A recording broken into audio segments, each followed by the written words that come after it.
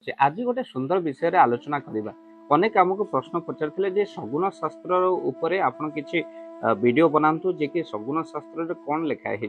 भक्त बंधु आमे मान तो अनेक पशु पक्षी मानकु नै कि वीडियो बनैछु, किंतु आज आपण मानकु कहबो जे कि बिलेई आपण जहाको घरे पालंती आ घरे भारी श्रद्धार सहित रखंती। अनेक मध्य बिलेई जे हैरान करे बोली अन्य घरे आनी के छाड़ी दे जानते।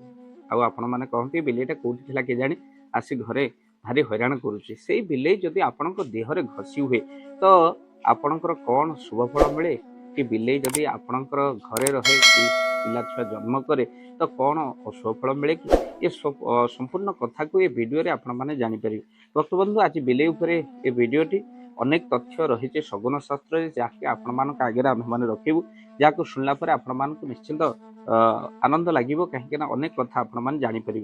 बिलेई जे कि प्रति घरे देखा जाए अनेक मध्य बाहर बिलेई किणिकी शौकरे रखते। जड़े जड़े श्रद्धार पालन करते बिलेई को क्षीर दिखते। बिलेई रखिले खाद्य जिनस प्रति आपंकर दायित्व पड़े। बिलेई खाईदेव घोरे रख, तेणु कौन झिटिपिटी हो कौन जे पोक खाद्य पड़ा पूर्व आप घोड़े रखा जत्नवान रुहति। खाद्य पर बिलेई खाईदेव, खाद्य टी जत्न रखते। बिलेई जदि आप मन रखि था जदि बिलेई आपण को हैरान करुच्ची जे कि आपणकर घरे क्षीर पी जाऊँगी केबे भी ताको आपण कौन करंतु बाड़ातु ना, कहीं बिलेई को बाड़ेले आपणकर राहु ग्रह अशांत हो जाए।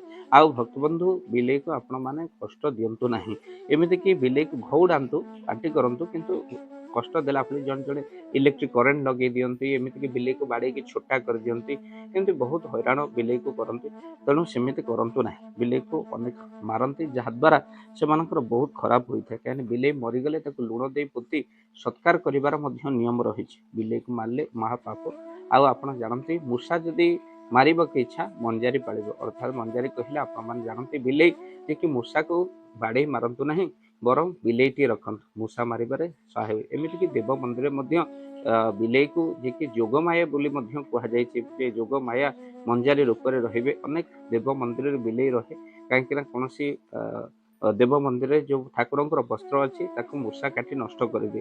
तेणु बिलेईटी रहिले आपणकर ठाकुर वस्त्र सुरक्षा प्रदान करे, अनेक जिनस मूषा कबल रक्षा करे। एमती बिलेई को देव मंदिर देखिले शुभ बोली मना जाए। आ बिलेई को देखिले खाइबा देले आमिष देले अति शुभ फल मिलता है।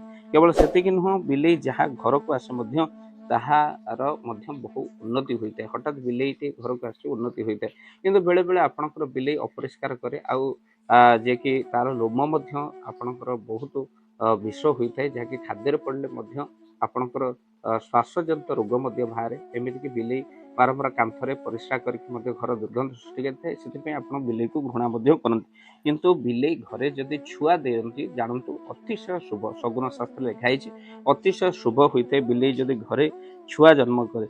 आ बिलेईर आप जानते जदि आप छुआ जन्म पर आप बिलेईर फूल को आप रखिकी बहुत शुभ बोली मना जाए। और से बिलेई फूल को जो बंध्या नारी जदि से बिलेई फूल को खाए तार प्रसव होता है।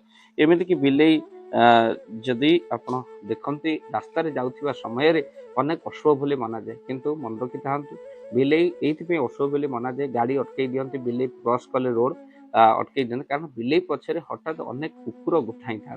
तेणु आप गाड़ी स्पीड कर पड़े कुकुर आसी गाड़ी पिटी हबार संभावना अच्छे। तेणु गाड़ी स्लो कर दिंतु बिलेई देखी ना बिलेई रास्ता काटिले कौन अशुभ हो न था। परीक्षा करेंगे आपने कौन अशुभ हो न था। किंतु बिलेई जदि आपण घरे आसी कांदुची राउ राउ होची बिलेई कलह करुच्ची आपण कुआडे बाहर बहुत अशुभ होता है। परस्पर बिलेईर कलह मांजारी कलह केबे घर बाहरतु ना।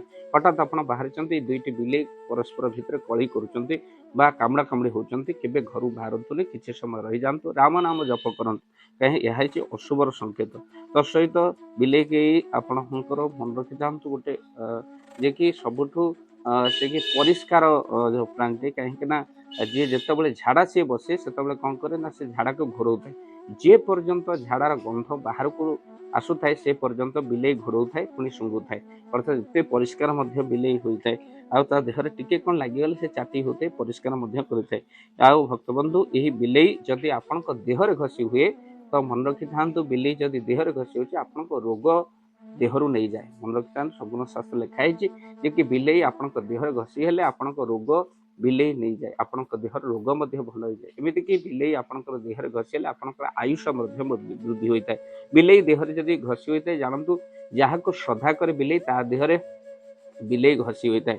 ତେଣୁ ଜାଣନ୍ତୁ ସେଇ ଲୋକଟି ମନରେ ସ୍ନେହ ଅଛି, ଶ୍ରଦ୍ଧା ଅଛି, ବିଲେଇ ଦେହରେ ଘଷି ହେଉଛି। ଲୋକ ବେସ୍ତିଆ ହୁଅନ୍ତି ବିଲେଇଟା କାହିଁ ଦେହରେ ଘଷି ହେଉଛି, କିନ୍ତୁ ବିଲେଇ ଦେହରେ ଘଷି ହେଲେ କୌଣସି ଅଶୁଭ ନୁହେଁ, ବରଂ ବିଲେଇ ଦେହରେ ଘଷି ହେଲେ ଆପଣଙ୍କ ଦେହରେ ଥିବା ରୋଗ ବିଲେଇ ତାକୁ ହରଣ କରୁଛି। ତେଣୁ ବିଲେଇ ଦେହରେ ଘଷି ହେଲେ ଲାଙ୍ଗୁଡ଼ ବଜେଇଲେ ଜାଣନ୍ତୁ ଆପଣଙ୍କ ଦେହରୁ ରୋଗ ପଳେଇଗଲା ବୋଲି ଆପଣ ଜାଣନ୍ତୁ, ରୋଗ ହରଣ ହୋଇଯାଏ ବିଲେଇ ଦେହରେ ଘଷି ହେଲେ। ତେଣୁ ବହୁତ ଲୋକ ବିଲେଇକୁ ଶ୍ରଦ୍ଧାରେ ମଧ୍ୟ ଘରେ ରଖିଥାନ୍ତି। ଏହି କାରଣ ହେତୁ ଯେ ବିଲେଇ ମୂଷା ମାରିବା ସହିତ କ'ଣ ହୁଏ ନା ଖାଦ୍ୟ ପ୍ରତି ମଧ୍ୟ ଦାୟିତ୍ୱବାନ ହୁଏ। ବିଲେଇର ମିଆଁ ମିଆଁ ଶବ୍ଦରେ କ'ଣ ହୁଏ ନା ଆପଣମାନେ ଜାଣିଛନ୍ତି ଯେ କି ମୂଷା ମଧ୍ୟ ଘରେ ରୁହନ୍ତିନି। ଅନେକ ମଧ୍ୟ ସର୍ପ ଭୟଙ୍କର ଜନ୍ତୁକୁ ମଧ୍ୟ ବିଲେଇ ଆକ୍ରମଣ କରେ। ଏମିତିକି ଘରେ ରଖିଥିବା ବିଲେଇ ସାପ ମାନଙ୍କୁ ମଧ୍ୟ ଦେଖିଲେ ଘଉଡ଼େଇ ଦିଏ ଘରେ, ଆଉ ତାକୁ ଜଣେଇ ଦିଏ ଯେ ଏଇପଟେ ସାପ ମଧ୍ୟ ଆସୁଛି।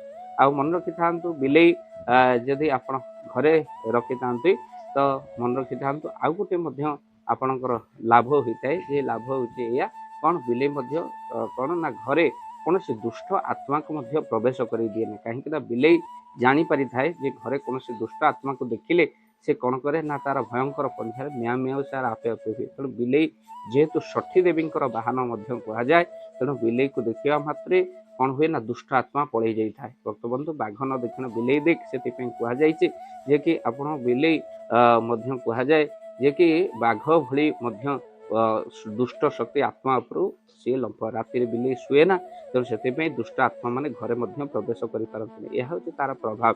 ପୁଣି ମଧ୍ୟ କୁହାଯାଏ ଯେ ବିଲେଇ ମଧ୍ୟ ଆପଣଙ୍କର ଯଦି ଘରେ ମଧ୍ୟ ରହିଛି ଯେ କି ଯାହାକି ଆପଣଙ୍କର ମନେ ରଖିଥାନ୍ତୁ ଯେ ଅନେକ ମଧ୍ୟ ଏହାକୁ ଅଶୁଭ ମାନିଲେ ମଧ୍ୟ ବିଦେଶରେ ଯଦି ଦେଖିବା ଏହାକୁ ମଧ୍ୟ ଅନେକ ଶୁଭ ମାନନ୍ତି। କଳା ବିଲେଇକୁ ଖାଇବାକୁ ଦେଲେ ମଧ୍ୟ ଶୁଭ ହୋଇଥାଏ। ଏ ବିଲେଇ ହେଉଛନ୍ତି ଷଠୀ ଦେବୀଙ୍କର ବାହନ, ଆଉ ବିଲେଇକୁ ଖାଇବାକୁ ଦେଲେ ଆୟୁଷ ବଢ଼େ। ବିଲେଇ ଯଦି ଆପଣଙ୍କର କ୍ଷୀର ହଠାତ୍ ମୁହଁ ମାରୁଛି, ଅଇଁଠା କରିଦେଉଛି, ଏହା ଅଶୁଭ ହୋଇନଥାଏ, ଶୁଭ ହୋଇଥାଏ। ଯେଉଁ ବିଲେଇ ମୁହଁ ମାରୁଛି ତାକୁ ଘଉଡ଼େଇ ନ ଦେଇ ସେଇ ବିଲେଇକୁ ସେଇ କ୍ଷୀରକୁ ଦେଇଦେଲେ ତାହା ଆପଣଙ୍କର ଅତିଶୟ ଶୁଭ ହୋଇଥାଏ। ଆପଣ ଯତ୍ନରେ ମଧ୍ୟ ଖାଦ୍ୟପେୟକୁ ରଖନ୍ତି। ତେଣୁ ଆପଣ ତ ଆଜି ଜାଣିଲେ ବିଲେଇ ଯଦି ଦେହରେ ଘଷି ହୁଏ ତ ଏହା ଅଶୁଭ ନୁହେଁ, ବରଂ ଆପଣଙ୍କ ରୋଗକୁ ନେଇଯାଏ। ଏହା ଥିଲା ବିଲେଇ ଉପରେ କିଛି ସୂଚନା ଯାହାକି ଶଗୁନ ଶାସ୍ତ୍ରରେ ଲେଖା ହେଇଛି।